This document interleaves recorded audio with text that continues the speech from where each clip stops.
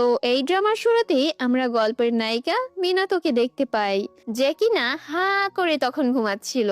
ঠিক তখনই মিনাতোর মা মিনাতোকে ডাকতে থাকে আর বলে, তাড়াতাড়ি ওঠো, আজ না তোমাকে মার্কেট পার্ট টাইম জবে ওকে হেল্প করতে যেতে হবে। এবার এটা শুনে মিনাতো তখন লাফ দিয়ে উঠে বসে, যেটা দেখে মিনাতোর মা তখন বলে, উঠেই যখন পড়েছো তাহলে যাওয়ার আগে নিজের ভাই তরুকেও একটু ডেকে দাও। মিনাতো তখন বলে, আমি কেন ওকে ডাকতে যাব? উত্তরে মিনাতোর মা তখন বলে, তুমি ওর বোন হও, এটুকু তো করতেই পারো। এবার মিনাতো তখন বাধ্য হয়ে তরুকে ডাকার জন্য চলে আসে। কিন্তু ঠিক তখনই হঠাৎ করে তরু রুমের দরজা খুলে ফেলে, আর মিনাতো তখন দরজার ওপাশেই দাঁড়িয়েছিল, যার কারণে মিনাতো নিজের মাথায় অনেক ব্যথা পায়। কিন্তু এদিকে তরু তখন সেদিকে কোনো পাত্তাই দেয় না আর বলে, সরো এখান থেকে, আমি নিচে যাব।